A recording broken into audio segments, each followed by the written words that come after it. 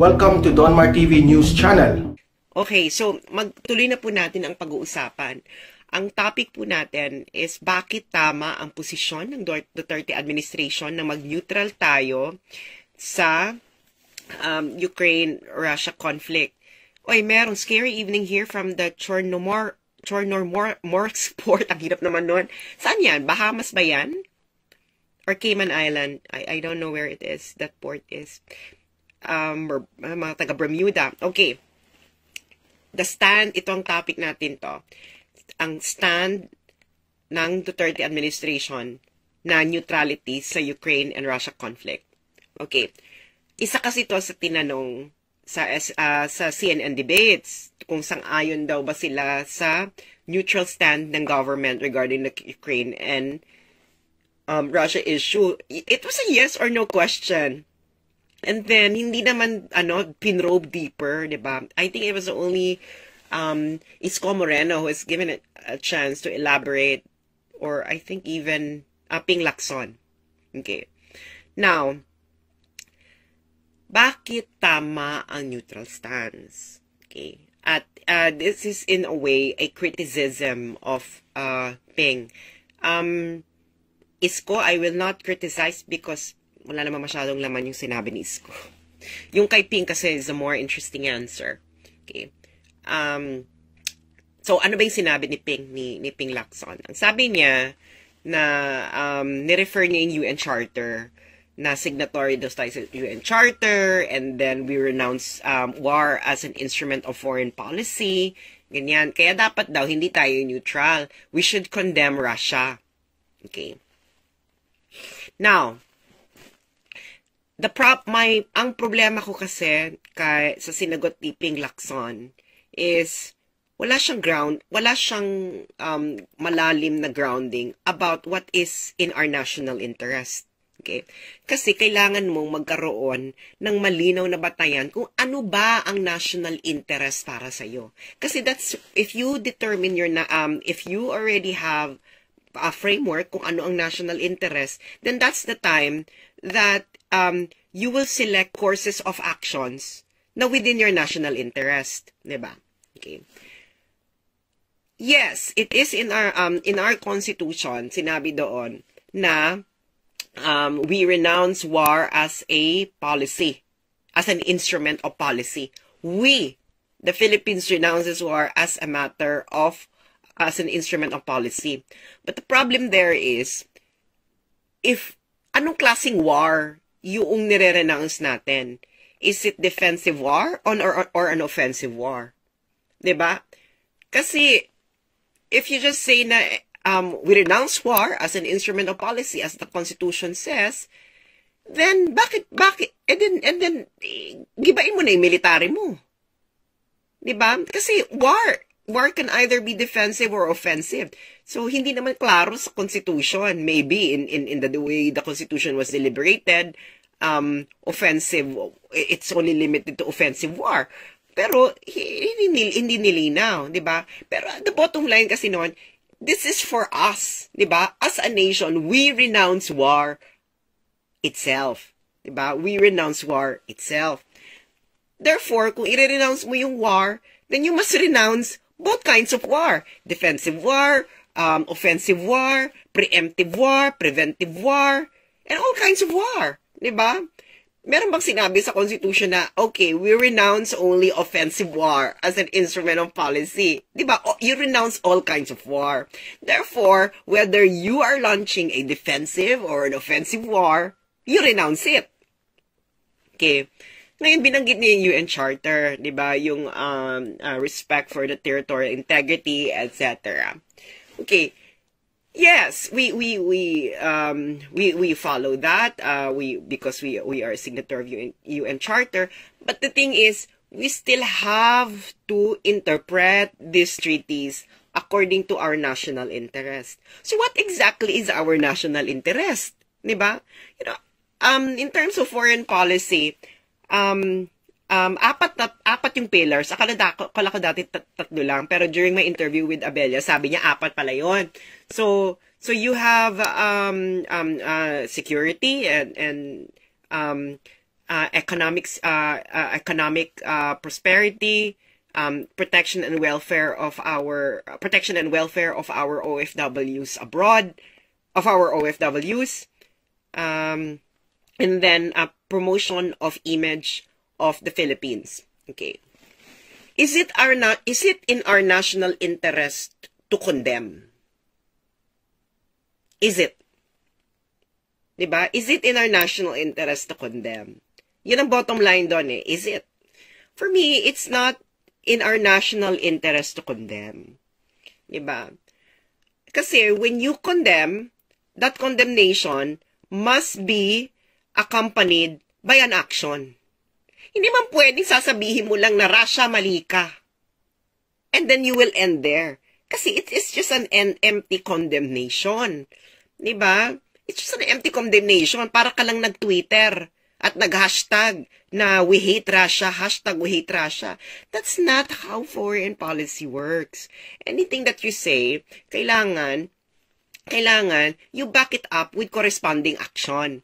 Itong mga bansang nag-condemn sa Russia, okay, nag-condemn sa Russia, it was accompanied by a sanction against Russia. Because paano magiging effective yung pagbubunganga mo kung hindi mo ito baback upan ng puwersa? Diba? Bakit hindi mo ito baback upan ng puwersa? So ito, EU countries, they condemn Russia and then they follow it up with sanctions. Ikaw, Pilipinas, tayong Pilipinas, are we willing to do that? Or magbubunga nga lang tayo? Diba? So do not commit the country to a course of action that we cannot actually, back up with a concrete response, and second, that we don't know how to exit from. For example, diba, one of our national foreign policy interest natin, protection of the rights and welfare of OFWs.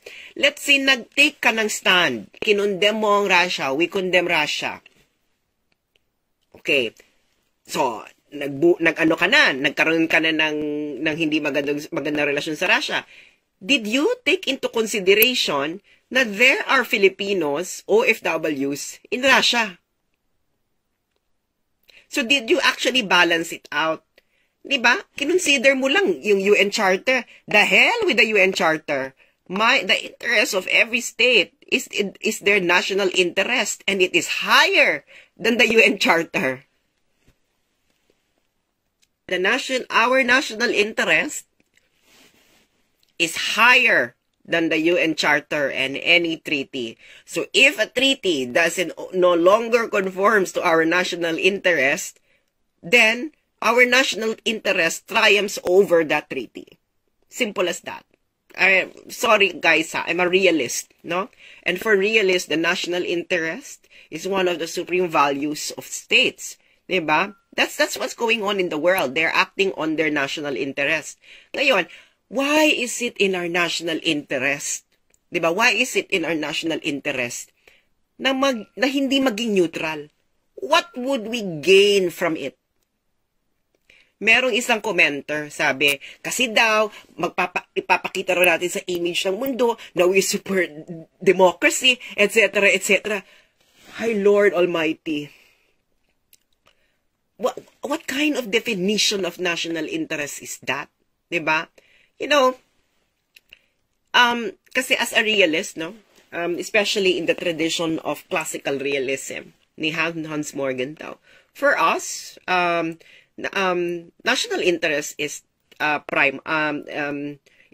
supreme. Okay, the primacy of national interest takes over other things when you do power projection.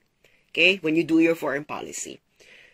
Ngayon, dahil nga realist kami, di ba?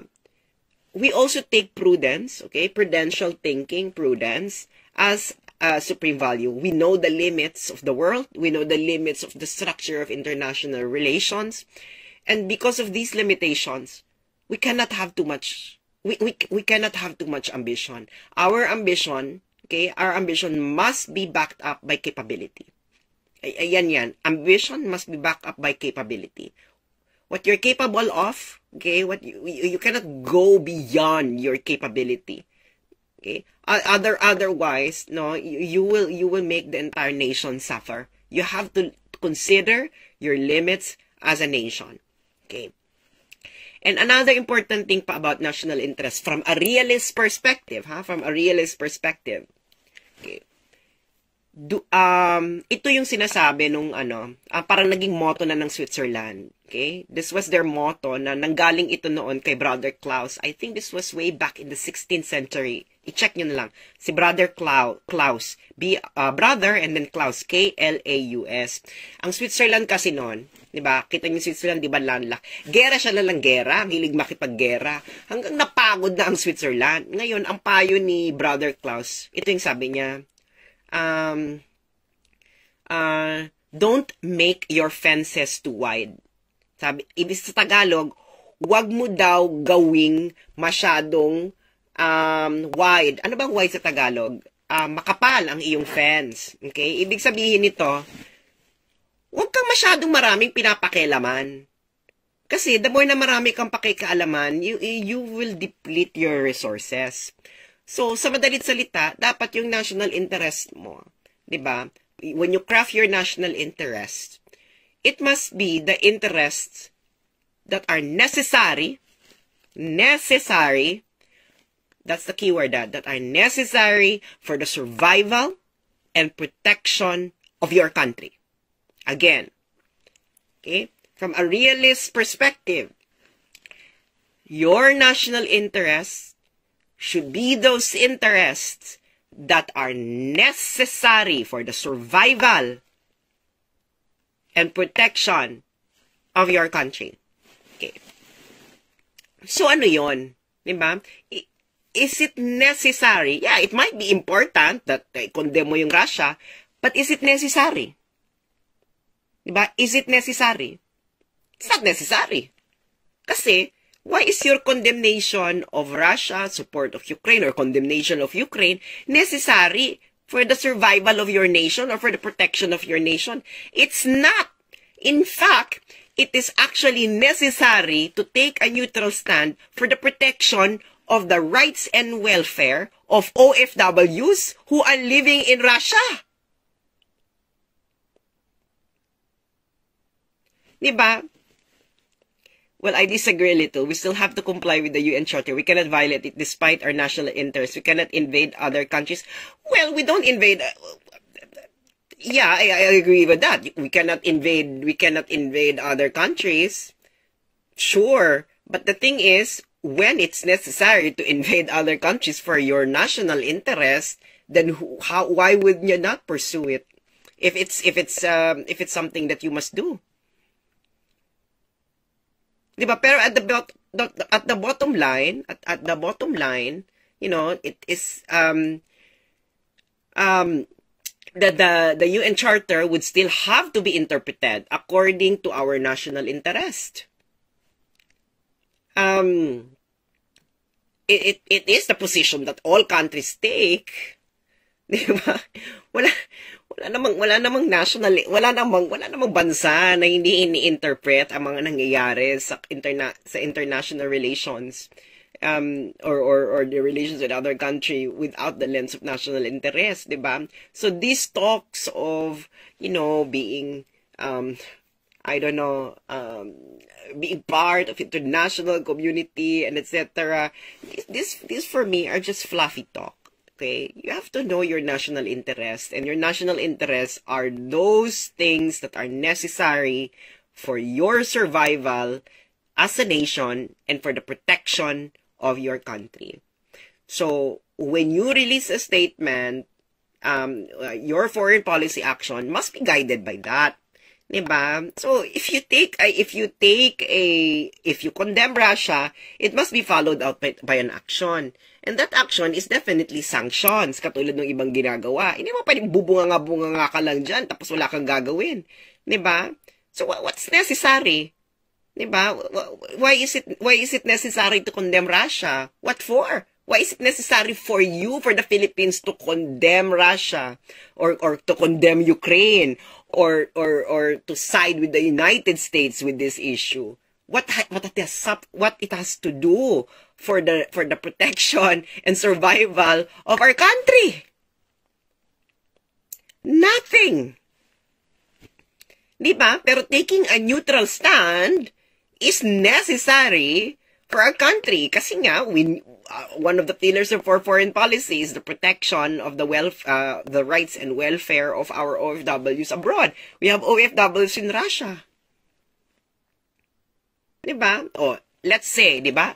Let's say, na ituloy itong gusto ni Ping, na i-condemn, diba? I-condemn ang Russia, okay?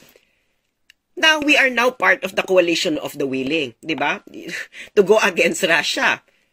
Ngayon, alam niyo yung coalition of the willing? Ito yung coalition ng mga bansa na katulad, for example, na finorm ng United States noon to invade Iraq in 2003. And wala kasing UN Security Council resolution na na-approve in order to legalize the invasion. So, ang ginawa ng United States, nag-form siya ng coalition of the willing. Okay. Ngayon, dahil may coalition of, itong coalition of the willing, sila ngayon yung makikipaggera, mag-i-invade, sasabak doon. Ngayon, ikaw, condemn ka. Kung United States nag-form ng coalition of the willing, sasama ka ba o hindi? Ngayon, kung hindi ka sumama, bakit ka pa nag-condemn? Bark ka dyan. Para kang aso. Diba? Para kang aso dyan sa international political arena. Tapos, pagdating na ng panahon na kailangan ka na nandun para mamatay yung mga tao mo to save Ukraine, hindi ka magpapadala. Diba? So, you have to have, you cannot have too much ambition. Diba? That doesn't match your capability. At hindi ito yung ambition na necessary for the protection and survival of your country. Diba? So, yun na nga. Sa madalit salita, tama itong ginagawa ni President Duterte, ng Duterte administration. Neutral ang stand. Why? Bakit? Kasi this gives us much wiggle room. Okay, wiggle room, 'di ba? Mas malaki yung gagalawan natin. 'Di ba? Kung paano natin mananavigate itong difficult situation na 'to, 'di ba?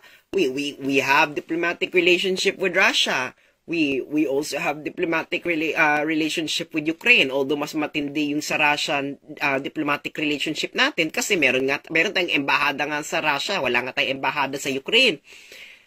Marami tayong OFW sa Russia. 'Di ba? So ito yung ano natin, we focused on the protection of our own people. Kung patayan sila dyan, magpatayan kayo. Huwag nyo kami idadamay. Diba? That's your problem. Diba? Ngayon, yung iba kasi may mga a lot of Filipinos kasi, kakapanood nyo ng Hollywood movies, na adapt ninyo yung mentality ng mga Amerikano, yung Messiah complex. Okay? Na kayo ang savior ng mundo, ganyan. Kasi, guys, sa American foreign policy, in the history of the United States, has always viewed themselves like the,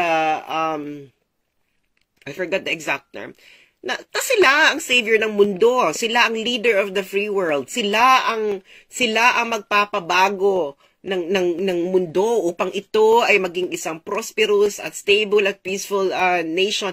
Ayun, house on the hill. Yun yung nila, na we are like the house on the hill. Diba? So, kita mo yung mga Hollywood films, diba? They're always project na the United States will save the day. Diba? Parating gano'n, diba? Kung may nangyayari, the United States will save the day. Tayo ba, may ganyan ba tayo sa pelikula? The Philippines at the end of the day will save the world from its misery, from its whatever? No, this is something that we got from the Americans. Diba? Isipin nyo, diba? Is it our national interest to be the Messiah of the world? Why? Why do we want to position ourselves as that kind of messiah? Diba? Messiah. Messiah yung mga yan. Focus on your national interest. And the national interest is what's necessary for your survival as a nation and for the protection of your country. That's it. Diba? Ang dami-dami pa. Code mo pa yung UN Charter. Pero, the provisions in the UN Charter, have been stretched and expanded by different countries according to their national interest. I-explain ko sa inyo kaya natatawa ako dito Kasi, Putin, nag-release siya ng statement. So, binabasa ko, Diyos ko, sabi ko, ito na naman si Putin, napaka-sarcastic. Alam mo yon na parang bottom line, ang gusto sabihin ni Putin is, ginawa nyo rin naman ito before. So, bakit kayo, hindi namin kayo sinanction, bakit ako isa-sanction ninyo at magagalit kayo sa akin, ganyan, di ba? So, parang, and then, ang nagulat talaga ako doon, sinabi nyo doon sa Article 51 ng UN Charter. I-explain ko sa inyo yung Article 51 ng UN Charter. Sa international law kasi, war is really illegal. Okay?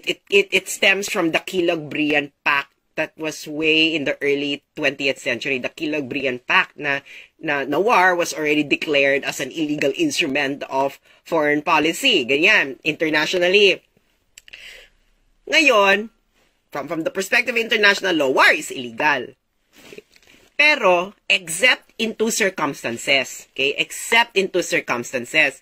Yung first circumstance is ito yung nasa Article 51, 54. Basta yun yung the right of a state to defend itself from an armed attack. And then the second time na pwedeng maging legal ang war is if it is authorized by the UN Security Council. Ngayon, of course, Putin would know na hindi authorized ng UN Security Council yung pinagagawa niya sa Ukraine. So ngayon, ang justification, ang legal justification ni Putin is Article 51. Nasabi niya na meron siyang karapatan na to defend itself from an armed attack. Ngayon, malahabang discussion ngayon yung Article 51. Ano bang armed attack yan? Is it an imminent armed attack or an armed attack that that might likely happen, an actual armed attack? So, it is a long discussion, di ba?